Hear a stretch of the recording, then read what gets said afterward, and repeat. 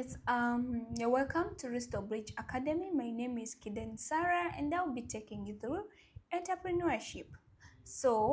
Today we are going to continue with our lesson that we are going to talk about the types of business ownership. So, let's get started. Have you ever bought a chapati from a roadside stall? That business is likely owned by one person, isn't it? So now think about MTN, a big company with 1,000 workers.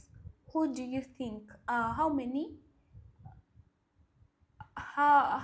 people do you think uh, own MTN, or which type of business ownership does MTN fall into? So I expect you to be able to answer this question by the end of this lesson. So last time we talked of a sole proprietorship. We said a sole proprietorship, it's a type of a business ownership that is owned by one person. So today we are going to talk about partnership. So we see that partnership is a form of business ownership where two or more people come together to start and run a business with the aim of making profit. So it is always formed by either one or it's where it's two or more. It can be 2, 3, 4 and above or more come together to start and run with the aim of, they always have their aim is to make profit. So they agree to share the profits, the losses and responsibilities of the business. So let's look at some of the characteristics of a partnership. We see that at least 2 people are needed to form a partnership. You cannot form a partnership one person. No, that is not partnership. Partnership, at least you should be 2 and above. So the number of partnership is usually limited. For example, you cannot go be 20 in many countries. In some countries, you cannot go beyond 20. And then also some professional firms may allow more. So you find out that there are some professional firms, they can allow more than 20. But in most cases, in many countries, you cannot go beyond 20. And then also we see that it is formed by a partnership agreement, which can be written or oral. So when you come, you need to have an agreement. That is, the name is a partnership agreement. So in this partnership agreement, you need to sign. You have the terms and condition, and then you sign. You agree. Everyone that is participating in that partnership should sign. So what does it mean? It can be oral or it can be written. So you agree, and then with the terms and condition of the business. And then also the partners share profits and losses according to the agreement. So what have you agreed in the first place is what you go with. When you say we are sharing the profits and losses equally, it means the profits and the losses will be shared equally among the members. And then we also see that in a general partnership, partners are personally liable for the business debts. So in case of a business debts, in case of any debt, like if you borrow, it means that the partners are always liable. And then we also see that each partner can act on behalf of the business and behind the firm legally. So let's look at some of the advantages of partnership. Why do you think some businesses choose partnership? We have one, multiple partners can pool resources. So when you combine, your resources can be knowledge, the skills that you put, and then the money, the capital that you pull. If you pull all those things together, it becomes very easy. So there are multiple partners can pool the resources and then make the work easier, more make the business to move smoothly. And then we also see that the workload and decision making are shared. You always share the workload when you decide and say, For example, when your business is operating in making cakes, you can decide and say, um, when you're two, you can say one will be baking and then one will be making sure in making sure that they sell the product or the cakes that I've made.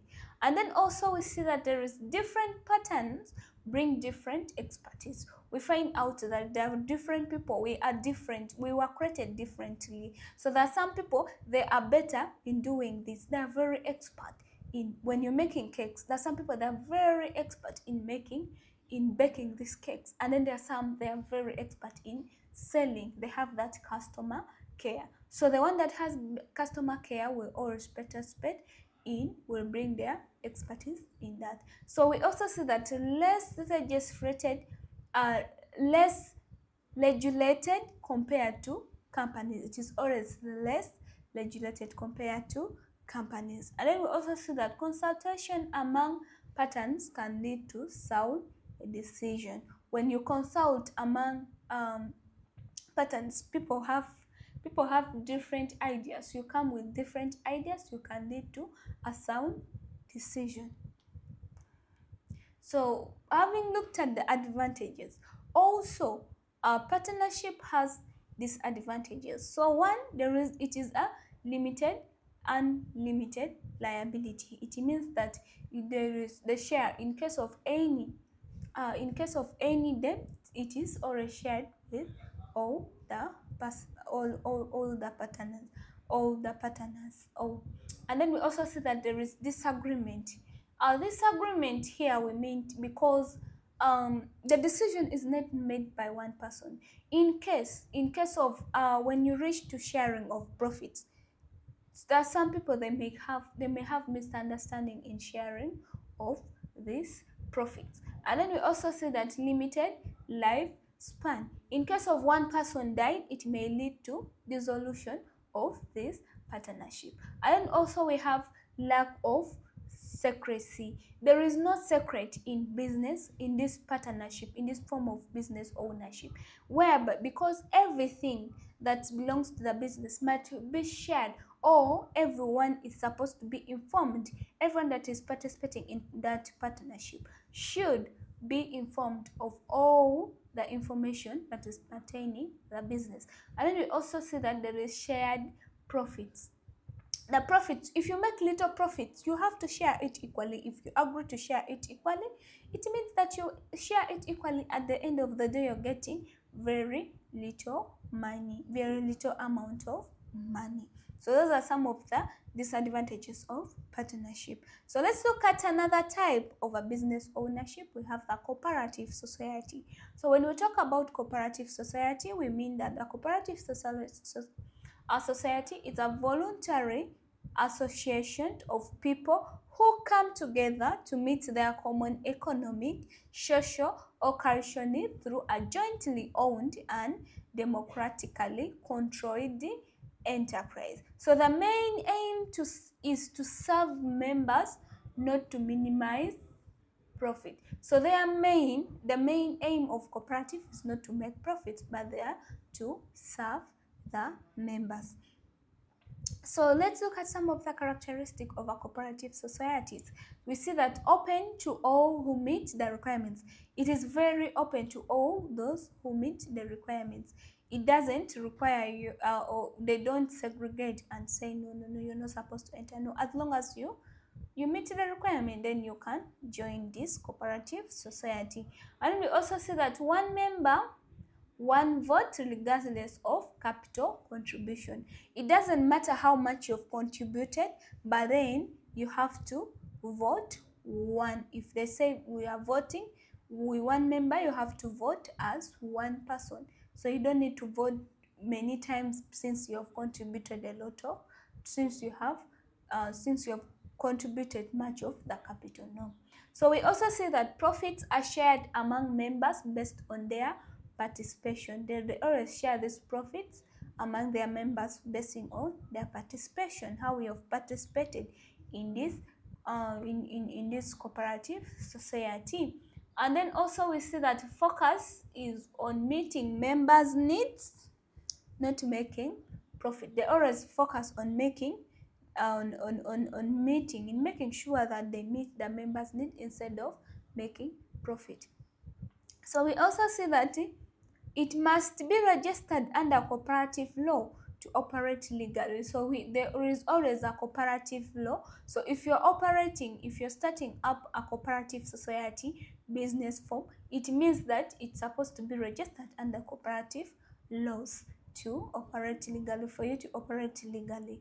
And then we also see that the interest on capital is usually limited to encourage service motive. And then we also see that based on the principle of helping one another. It is based on the principle of helping one another.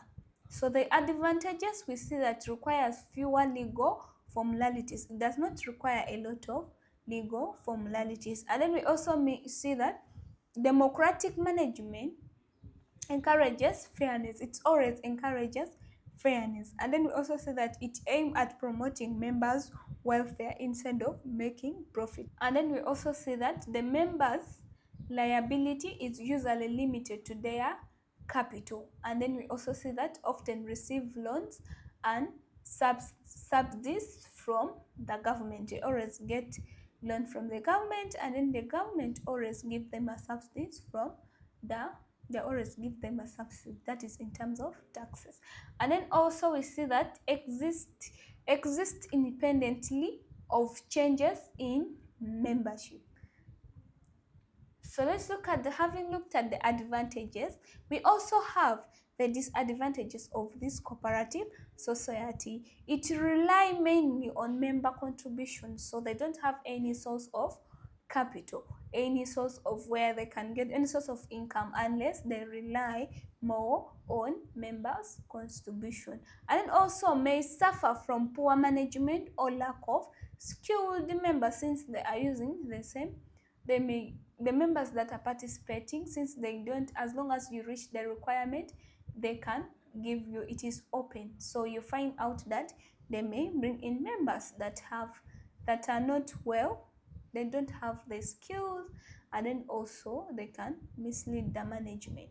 So we also see that there is disagreement among the members may slow down operations. So in case of any disagreements among these members, it may lead up to slow down operation. And then we also see that since profit is not the main aim, members may lack initiative. And then we also see that overregulation may affect independently. When they overregulate it means it affects the independently. You see that they're over on you, you find out that you're now independent. So thank you. Those are some of the disadvantages of cooperative society. So we have come to an end of this lesson. Let's link up in our next lesson, where we shall look at some of types of business ownership.